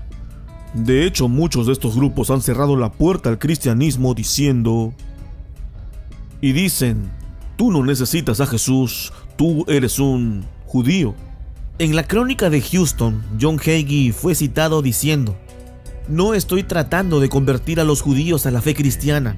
No hay nada en La Noche para honrar a Israel que tenga ese propósito. De hecho, tratar de convertir a los judíos a la fe cristiana es una pérdida de tiempo. Los judíos que tienen sus raíces en el judaísmo no se van a convertir al cristianismo. El resto, ya sea budista o bahá'í, necesita creer en Jesús, pero no los judíos. Los judíos tienen un pacto con Dios que nunca ha sido reemplazado por el cristianismo. Y realmente lo más antisemítico que usted podría decir es: no evangelicé a los judíos, esto los llevará al infierno. La Biblia dice: el que cree en el Hijo tiene vida eterna, mas el que no cree no verá la vida, sino que la ira de Dios está sobre él. Pero John Hagee enseña que los judíos ya son salvos, que para qué vamos a evangelizarlos. John Hagee está equivocado. La Biblia dice que debemos ir por las ovejas perdidas y debemos predicar el evangelio a toda criatura. En este mismo video les he hablado sobre Scofield y su nuevo casamiento. Es interesante saber que John Hagee repite la historia. Se divorcia de su esposa y se casa nuevamente con otra mujer y que lidera una gran iglesia pentecostal, haciendo hincapié en Israel al punto de la idolatría. Libres, verdaderamente libres de la alabanza y la gloria en la casa de Dios. De las 18,000 personas que pertenecen a su iglesia en San Antonio, Texas, a las 99 millones de casas que sintonizan su programa semanal de radio y televisión, John Hagee ha construido un imperio compartiendo el evangelio de Israel con evangélicos de todo el mundo. Y como líder de la CUFI, su poder se extiende desde el púlpito hacia la política. John Hagee es un maestro falso y blasfemo, quien enseña que Jesucristo no vino a esta tierra para ser el Mesías. Mi libro En defensa de Israel sacudirá la teología cristiana. Las escrituras prueban que los judíos en su conjunto no rechazaron a Jesús como el Mesías. También se prueba que Jesús no vino a esta tierra para ser el Mesías. También se probará que todo fue una conspiración entre Roma, el sumo sacerdote y Herodes para ejecutar a Jesús como un rebelde muy peligroso para la sociedad, debido a que Jesús se rehusó por palabra y hecho a afirmar que él era el Mesías. ¿Cómo pueden culpar a los judíos por rechazar lo que nunca se ofreció? Léalo en el impactante libro En defensa de Israel. Este reciente libro del pastor John Hagee es dirigido a generar discusiones activas entre cristianos de todo el mundo. John Hagee no es un bautista independiente o un creyente de la Biblia King James. Así que muchas personas que estén viendo este documental dirán: ok, esos no son bautistas independientes, perfecto, pero ¿qué me dices de Stan Jeep, quien hace un año predicó en una iglesia en Idaho y dijo, y casi puedo citar la palabra por palabra: usted debe saber que yo nunca llamó a Jesús mi Mesías? ¿Usted sabe cómo nunca llamó a Jesucristo? Nunca, pero nunca lo llamo mi Mesías. ¿Sabe por qué? Usted dice, él es mi Mesías. Yo le digo, no es su Mesías. ¿Sabe por qué? Porque usted no es judío. Usted es del linaje de los gentiles. Perfecto. A nosotros nunca se nos prometió un Mesías. Lo siento, pero Stan Jeep está errado. Y él incluso debe ser popular entre los bautistas independientes, pero esto está errado, ya sea Stan Jeep o Peter Ragman o quien quiera que sea, ya sea Scofield o John Hagee o nuestro predicador favorito. La palabra de Dios es la palabra de Dios. Quien sea que la cambie no puede influir en lo que en la realidad dice la palabra de Dios. Jesucristo es el Mesías, Él es mi Mesías, Él es el Mesías de todos nosotros. En la crónica de Houston, Hagee dice: muchos cristianos teólogos son antisemíticos porque ellos dicen que el pacto con los judíos se terminó, que los judíos han sido reemplazados por los cristianos y que Israel no merece el apoyo militar de América. Pero no solo a los cristianos sionistas les gusta la enseñanza de Hagee sobre los cristianos y su apoyo a Israel, sino que también ellos demandan que el gobierno de Estados Unidos apoye a Israel financiera y militarmente. Pero da la casualidad que los cristianos evangélicos conforman una gran parte de la población electoral en Estados Unidos. Por eso, los políticos viajan a Israel a orar al Dios judío en el Muro de los Lamentos. Hay una gran mayoría del Partido Conservador Social, evangélicos y republicanos que se preocupan bastante por este tema, y si ellos ven a Ted Cruz aparecer en las noticias del canal Fox diciendo yo apoyo 100% a Israel, cuando ellos ven que esto ocurre, muchos de los votantes conservadores dirán, hey, este Ted Cruz es mejor de lo que pensaba. De hecho, estos políticos tienen un evento cristiano llamado Cristianos Unidos por Israel, que es una organización cristiana evangélica que está muy, pero muy a favor de Israel. Y aquí tenemos una foto de Rand Paul orando con ellos. Aquí está, él está orando con los chicos de Cristianos Unidos por Israel. Permítame decir esto: los que odian a Israel odian a América. Los que odian a los judíos odian a los cristianos. Oponerse a Israel es oponerse a Dios. Y no me importa lo que ellos crean, si creen en Jesús o creen en el Talmud. Ese no es mi problema. Siempre lo soportaré. A mí no me importa lo que ellos hagan o dónde estén, mientras ellos invoquen el nombre de Jehová de los ejércitos, Dios de Abraham, de Isaac y de Jacob. Ellos son mis hermanos. Este será, yo pienso, un giro hacia una cristiandad más bíblica, una cristiandad más judía. Y la línea entre nosotros era como, oh, esos son cristianos, o esos son judíos. Ahora será como, oh, esos son algo así como nuestros hermanos. La nación de Israel está muy agradecida por el apoyo de los americanos y del presidente desde Harry Truman hasta Barack Obama. De hecho, estoy muy orgulloso de decir que ningún gobierno de Estados Unidos ha hecho más por la seguridad de Israel que el nuestro. Ninguno. No deje que nadie diga lo contrario. Esto es un hecho. Israel tiene todo el derecho de defenderse y es un deber de América apoyarlos.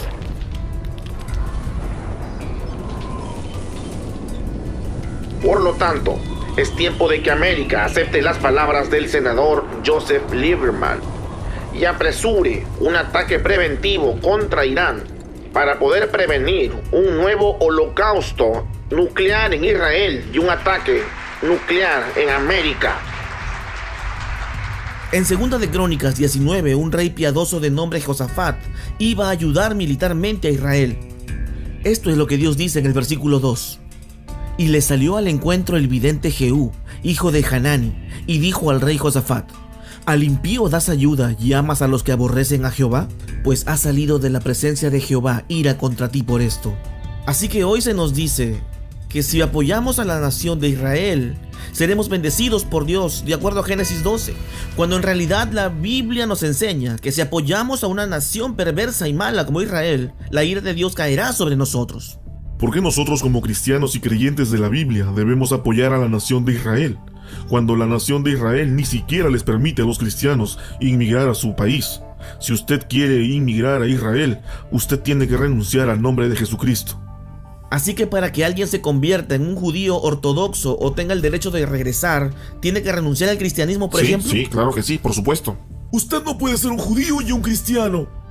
O es el uno o es el otro. Sí, es verdad. Aquí en lo que respecta al Estado moderno de Israel, se requiere renunciar primero a la afiliación religiosa anterior y se requiere una serie de rituales diseñados para limpiarlo de su afiliación y creencias religiosas anteriores, y esto es muy necesario. Así que alguien que no es judío no es bienvenido para vivir en Israel. No como ciudadano. Así que para inmigrar a Israel, uno debe renunciar al cristianismo. Y eso para ser... Para ser ciudadano. Y ellos tienen que ser convertidos por un rabino ortodoxo. Conozco personalmente hombres que han ido a Israel creyendo que Israel es la tierra prometida y que los judíos son las personas escogidas, y ellos van con eso en sus corazones, y ellos van a testificarles y a predicarles de Cristo. Pero es ilegal en Israel repartir folletos o panfletos, porque la policía vendrá y los detendrá, y estarán con la amenaza de ser arrestados o deportados. Es cierto cuando la Biblia dice en Romanos 11:28, así que en cuanto al evangelio son enemigos por causa de vosotros, pero en cuanto a la elección son amados por causa de los padres. Y como vemos aquí, la palabra de Dios justamente nos dice que ellos son enemigos del evangelio. En junio del 2014, en el mes del desfile del orgullo gay, la embajada de los Estados Unidos izó la bandera americana, y debajo de la bandera americana ellos izaron la bandera del orgullo gay. En los últimos años, Tel Aviv fue nombrada la ciudad gay número 1 en el mundo por la misma comunidad gay. Esta misma comunidad gay mundial votó por Tel Aviv como ciudad número 1 en el mundo, no San Francisco, no Nueva York, sino Tel Aviv. Nos establecimos para el establecimiento de Israel. Nuestros símbolos están en todas partes. Si usted saca $1 de su bolsillo, mire la parte trasera y podrá ver cerca a la envergadura del águila una estrella de David formada por 13 estrellas. Ahora, ¿por qué cree usted que aparece la estrella de David aquí? Alrededor de esa estrella está la ráfaga de nube de la gloria Chequiná. Simboliza la gloria Chequiná que estaba sobre el tabernáculo. George Washington dijo: quiero que esto aparezca en el dólar, así las personas reconocerán la contribución que los judíos hicieron a los Estados Unidos de América. Hoy en día, no solamente los cristianos han sido enseñados a estar a favor de los judíos e Israel, sino también las extrañas doctrinas del Talmud y el Cábala, que también se están infiltrando en las iglesias como doctrinas cristianas. Por ejemplo, muchos pastores usan el término Shekinah, como si esto fuera parte del Antiguo Testamento en hebreo, Pero la realidad es que esta palabra no se encuentra ni una sola vez en la Biblia. Shekinah se refiere a la divina presencia. Y por cierto, esta palabra es una palabra femenina, no es masculina. Si el sabio Moisés de León hubiera dicho, tengo una idea, Dios es mujer, esto no hubiera sido bien recibido. Pero él dijo que el antiguo Rabí Shimon enseñó sobre la Shekinah, la parte femenina de Dios, y su pareja divina, el Santo, bendito sea Él. Así que hay una creencia judía que dice que Dios podría ser ambos, hombre y mujer. Shekinah es la presencia de Dios que mora en el universo. Podríamos definir como que es lo que emana de Dios, lo que irradia nuestro Dios. Para los judíos, Shekinah y Dios están unidos y es uno solo, así que es prohibido que alguien los separe. Dios se manifiesta a sí mismo o a sí misma a través de la inspiración de Shekinah. Shekinah es algo que es parte del Talmud, es algo que es parte del judaísmo, no del cristianismo. Y aún así, ¿cuántos cristianos y pastores han usado la frase Gloria a Shekinah en la iglesia y no es bíblico? Hermanos míos y amigos, necesitamos entender esto, que la gloria de Shekinah está entre nosotros. La presencia de la cual hablamos, esa presencia que les vino a los discípulos en la habitación, la gloria de Shekinah que está en medio nuestro. La Biblia es muy clara desde Génesis a Apocalipsis que Dios es Él, no ella. Si usted enseña que Dios es Él y ella, usted tiene un Dios distinto. La Biblia nos enseña que Dios hizo al hombre a su imagen y semejanza. Y en 1 Corintios 11, la Biblia dice, porque el varón no ha de cubrir la cabeza, porque es imagen y gloria de Dios, mas la mujer es gloria del varón. Así que de acuerdo a Corintios 11, el hombre no debe cubrir su cabeza, porque es imagen de Dios, opuesto a la mujer. Es por eso que incluso Génesis 1:27 dice, y creó Dios al hombre a su imagen, y a imagen de Dios lo creó. Varón y hembra los creó. Ellos fueron creados hombre y mujer, pero él fue creado a imagen de Dios. ¿Pero qué quiere decir ser creado a imagen de Dios? Parecerse a Dios. Cuando Jesús caminó en esta tierra, Él fue un hombre y Dios el Padre es masculino. Esto de que Dios es hombre y mujer es una blasfemia de la nueva era mística que adora a la Madre Tierra y al espíritu femenino, a la diosa madre, al Cábala y a la nueva era, y es de aquí de donde vienen estas ideas. El símbolo de mi mano es la letra Shin del alfabeto hebreo. Shin es una letra muy interesante en su idioma. Es la primera letra de la palabra Shaddai. Es la primera letra de la palabra Shalom. Y es la primera letra de la palabra Shekinah, que es el aspecto femenino de Dios.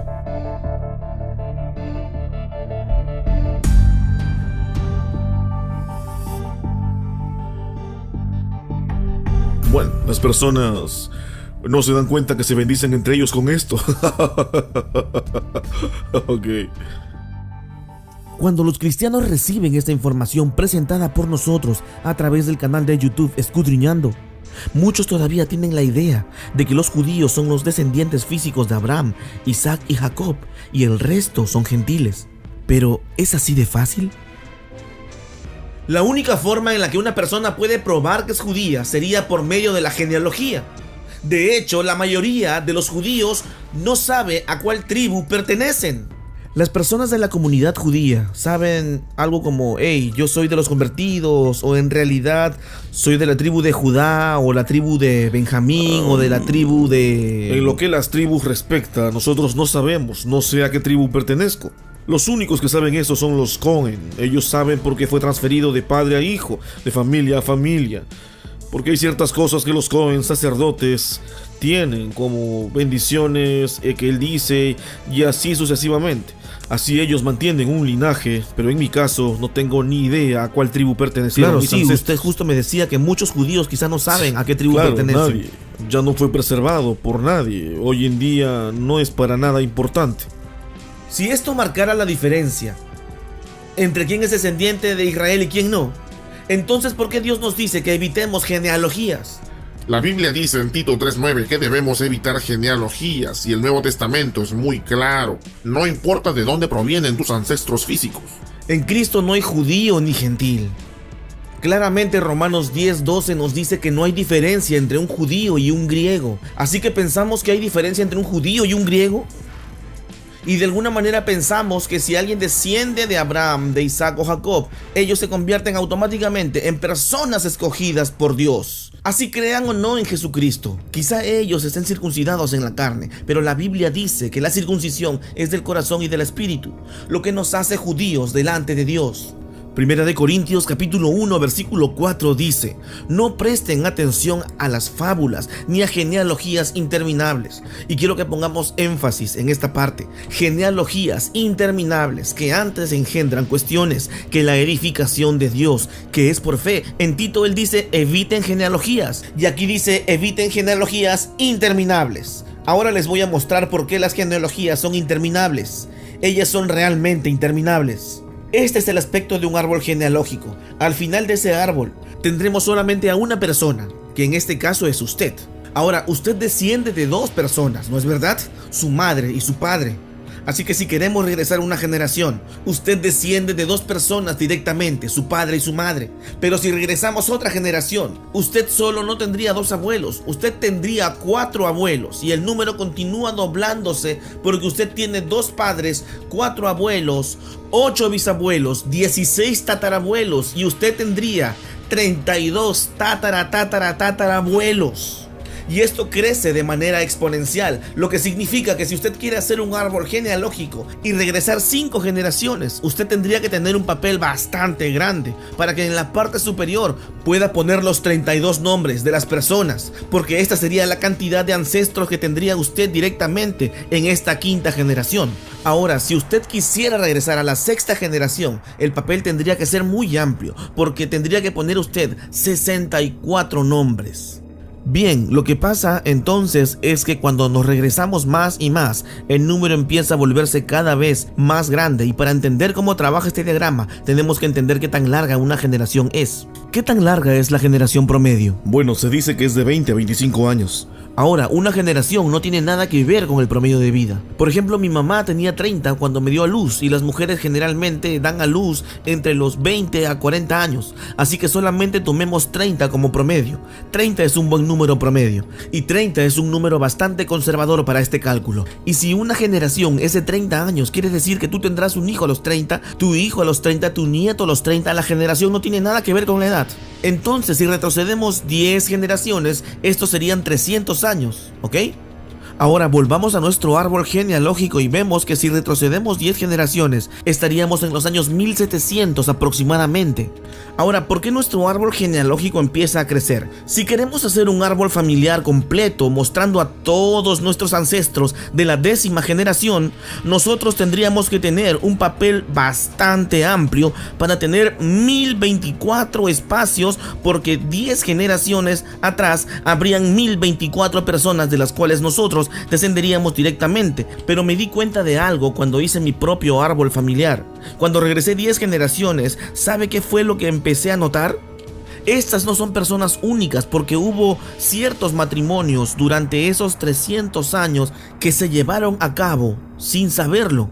Ahora remontémonos 20 generaciones atrás, y ahora estaremos más o menos en el año 1400. Por ende, si yo quisiera tener un árbol genealógico completo, tendría que tener un papel bastante grande donde colocar 1.048.576 nombres. Este es un papel bastante grande. Así que en el año 1400, si voy a trazar a todos mis ancestros y voy a decirte a ti quiénes son mis abuelos desde ese año, tendría que mostrarte fácilmente un árbol familiar cuya parte superior tenga 1 millón de personas solo en la primera línea, sin contar lo que viene abajo.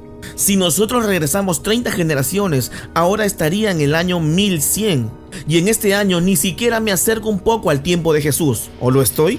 No. Si me remonto al año 1100, o sea 30 generaciones atrás, tendría 1.073.741.824 ancestros solamente en esa generación. Eso es impresionante.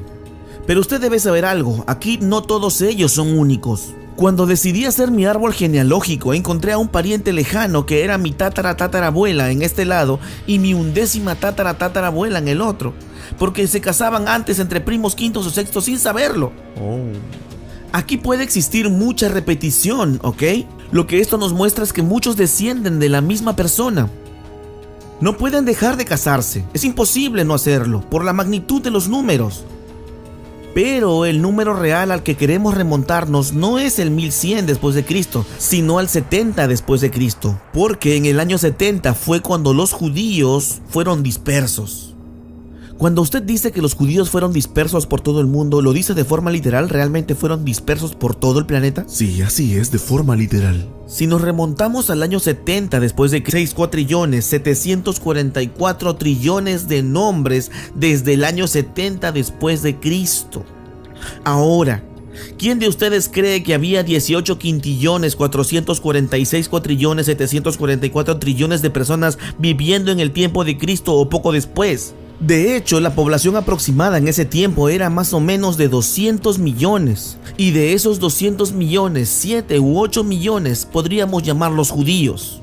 Usted me dirá, bien, no me gusta ese número, pero ese número será irrelevante en unos minutos, así que tomemos a ese 7 u 8 millones de judíos. Si habían 200 millones de personas en la tierra para el tiempo en el que el templo fue destruido y aproximadamente 7 u 8 millones eran judíos, entonces esto significa que si yo tengo un ancestro de esa era, hay una probabilidad de 27 que yo fuera de Israel, un judío. Ahora piensa en esto, ¿qué pasaría si yo compro un billete de lotería y la probabilidad de ese billete de lotería salga premiado son 1 entre 27? Porque ese es el billete ganador que dice, usted es judío, usted es el pueblo escogido, usted es de Israel, usted es un verdadero israelí, tengo una posibilidad entre 27. Y quizá tú me digas, pastor, no seas malo, tienes una de 27, tienes 26 posibilidades para perder. Ok, pero ¿qué pasaría si yo compro 18 quintillones de billetes de lotería? ¿Crees que puedo ganar ahora? Déjame preguntarte algo. ¿Cuántas veces tengo que pegarle al gordo de la lotería para ser descendiente de Abraham? ¿Cuántas veces tengo que pegarle al gordo para ser descendiente de Israel? Y quizá usted me diga, pero pastor, yo soy negro, soy de África, ¿cómo podría estar relacionado con Abraham? Piense en esto. Recuerde a los hijos de Israel, uno de ellos era José. ¿De dónde cree que era su esposa? De Egipto. La esposa de José era de Egipto. ¿Dónde queda Egipto?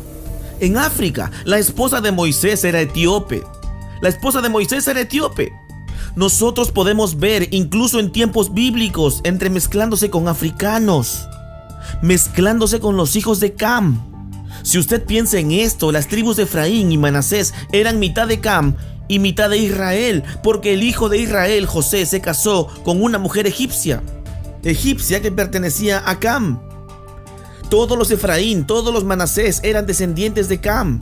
Y no solo eso, sino que a través de la historia hemos tenido mercaderes, misioneros y conquistadores. Ahora, piense en el imperio mongol, que fue por todo el mundo y conquistó China, conquistó Corea, conquistó Japón, todos los barcos que navegaban e iban de aquí para allá y a todas partes.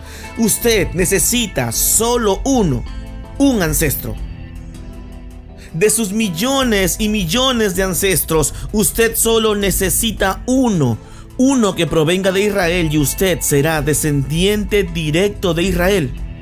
Pero usted me dirá, oh, yo soy 100% blanco, o yo soy 100% asiático, yo soy 100% africano. No, nadie lo es. La Biblia está en lo correcto cuando dice que tenemos la misma sangre. Usted puede sentarse allí y tener su árbol genealógico, pero no será exacto. ¿Sabe lo que usted no puede saber de su árbol genealógico? Es que alguno de sus ancestros cometió adulterio y quizá le dijo a su esposo, oh sí, este es tu hijo, y no lo es. Hay muchas personas que arman su árbol genealógico y lo toman como una clase de evangelio y se lo toman muy a pecho cuando podría ser lo que usted llama eufemísticamente eventos no parentales. Hay un índice de no paternidad el cual ha sido estimado en 5% aproximadamente por generación.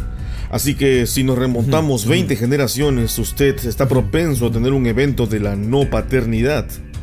Esta es la forma suave de decirlo.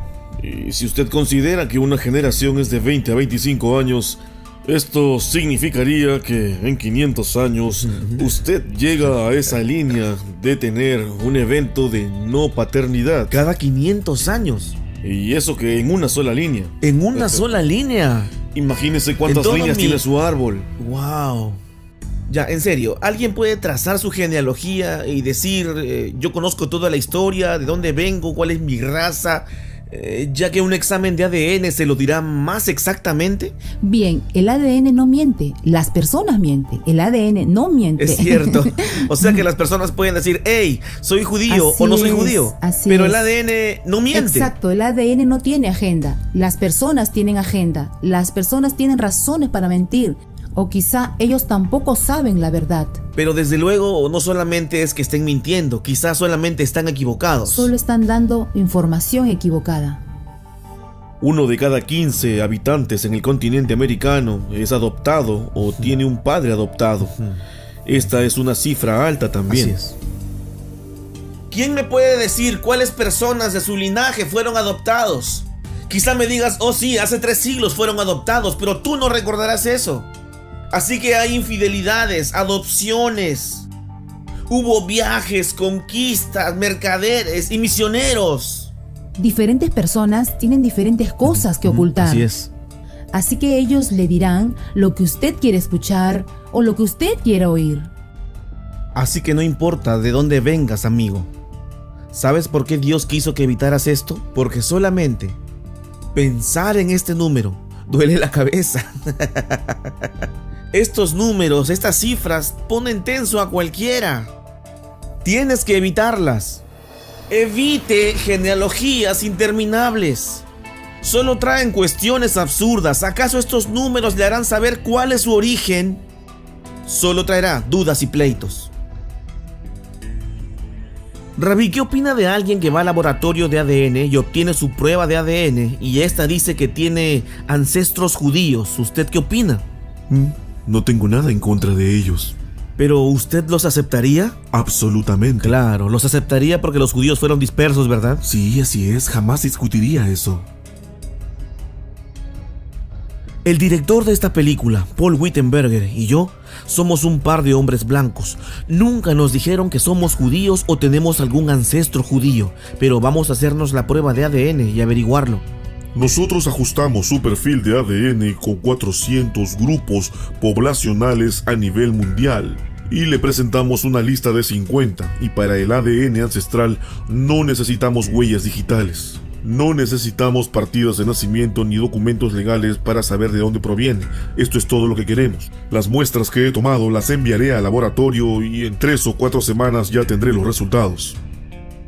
Luego de las semanas convenidas, Paul y yo recibimos los resultados y tal como ellos dijeron, nosotros éramos una mezcla de diferentes nacionalidades, desde árabe a brasileño, nativo americano, y habían muchas cosas más que fueron una gran sorpresa. Y por supuesto, cuando miramos a nuestros antiguos ancestros, los cuales se remontan más allá de la lista de los 50, teníamos marcas de ADN judío, así que quise hacer la prueba de ADN a mi abuela y ver si judío salía en su lista de 50. Ella tiene 94 años. Quise tomarle la prueba de ADN ancestral a mi abuela mientras ella aún está entre nosotros. Oh, sí, claro, esto es muy importante. Sí, lo hicimos. Claro. Bien, aquí tenemos los resultados de mi abuela. Vamos a ver. Bien, primero miremos su lista de 50. Número 1 dice judío ashkenazi. Judío ashkenazi. No puede ser. Así que esto explica el por qué era mi ancestro antiguo, porque es su número 1 de sus 50 nacionalidades. Y su número 1 era judío húngaro ashkenazi. Te comento que el resultado número 1 fue judío ashkenazi. Wow, bien. Con consultores de ADN hemos hecho esto por muchos años. No he visto esto muy a menudo y cada informe, tal como lo digo, es único. Las personas dicen, wow, esto es probablemente muy general. No todo el mundo es único. No recuerdo cuándo he visto Ashkenazi como número 1. ¿En serio? ¿De verdad? Sí, en serio. Probablemente unas 3 o 5 veces. Permíteme preguntarte esto. Es raro. Si el primer grupo de mi abuela es judío ashkenazi, ¿hay alguna duda de que ella es judío ashkenazi? No. ¿Y si ella es mi abuela? ¿En qué me convierte eso? Tú eres judío. Así que soy judío. Pero no tienes que aceptar la religión. Ok, pero quiero decir éticamente hablando. Ah, claro, étnicamente te declaro judío. Así que usted dice, me declara... Así que ahora te declaro un judío. ¿Eso es realmente a todo lo que se reduce? Por favor, Kesat, ¿un ADN? ¿Estás bromeando conmigo? ¿Qué me dice de Jesús? ¿Qué me dice de la fe en Cristo? ¿Cómo es posible que las personas elegidas por Dios sean elegidas por ADN?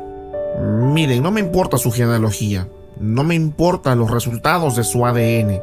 Nada de eso es tan siquiera importante. Lo único que importa es que somos hijos de Dios por medio de la fe en Jesucristo.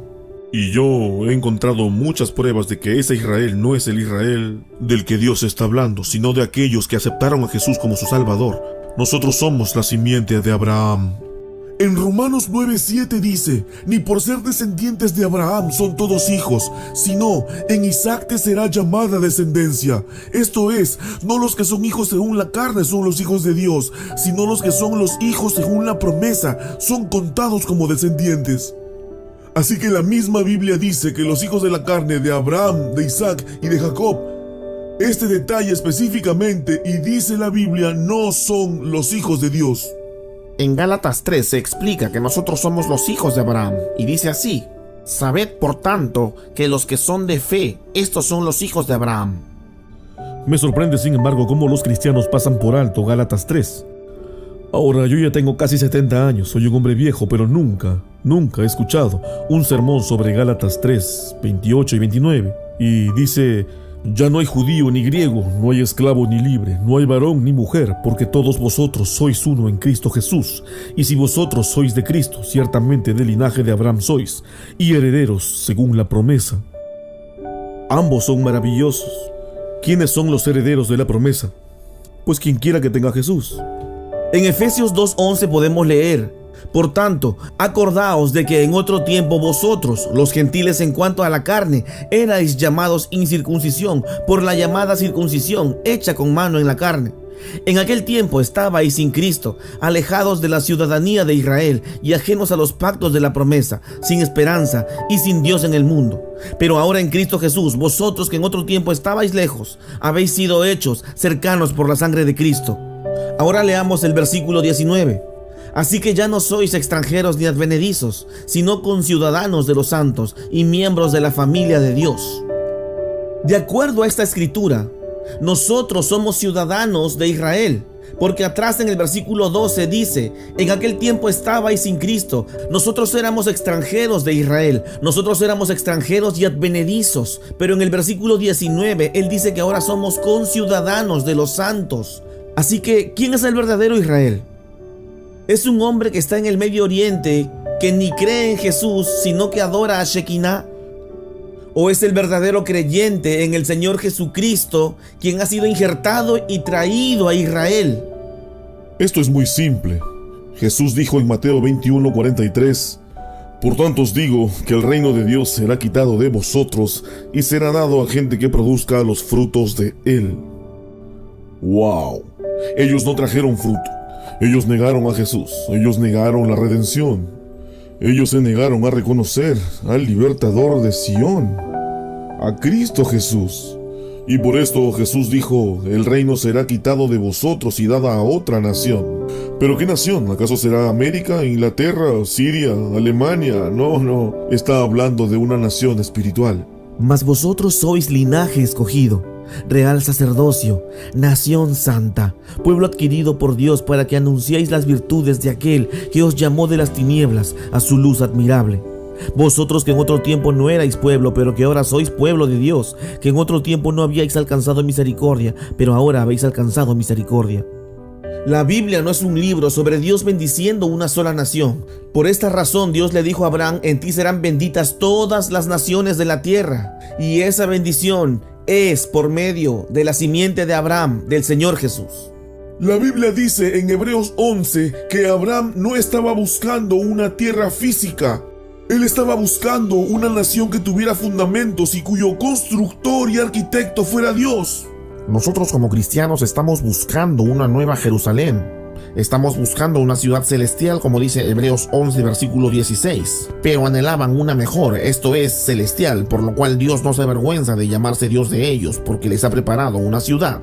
Y como podemos ver, Dios ha preparado una ciudad para nosotros, una ciudad que no podemos encontrar físicamente, porque es una ciudad celestial. Es algo que Dios ha preparado para los que creyeron en Él.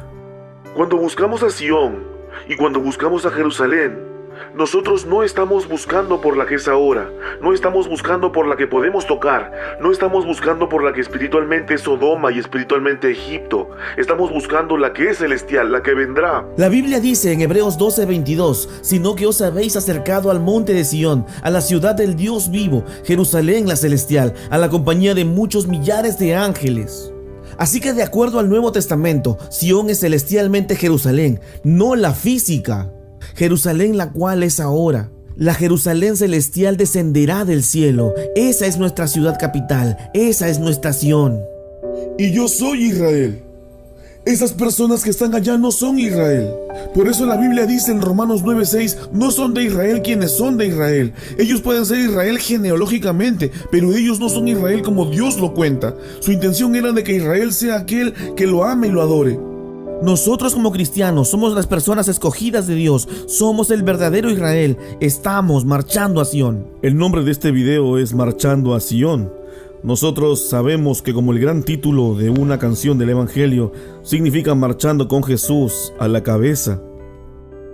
En algunas iglesias cantan una canción que dice estamos marchando con Sión. Me encanta esa canción, me encanta. Estamos marchando a Sión, la hermosa Sión. Estamos marchando para arriba, para Sión. La hermosa ciudad de Dios se sienta en los lados del norte y un día Dios la traerá a la tierra. Será en la tierra. Nosotros heredaremos la tierra porque somos las personas de Dios. Nosotros somos los que hemos creído en Cristo. Somos Israel, somos los príncipes con Dios y vamos a reinar con Él para siempre. Me encantará ver al Corán tirado, destruido, puesto en la hoguera.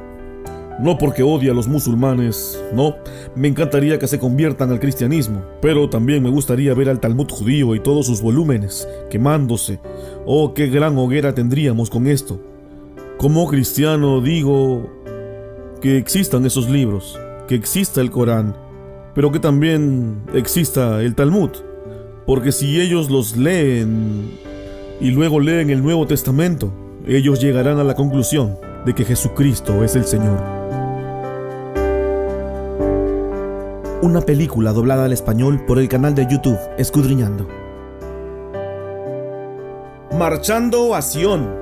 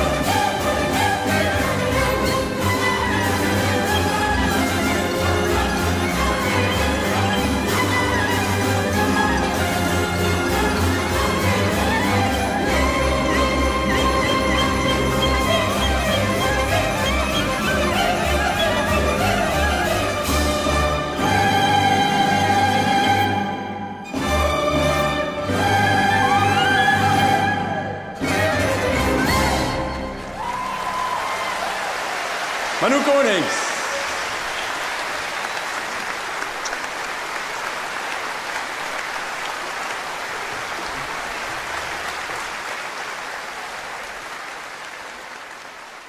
Bravo.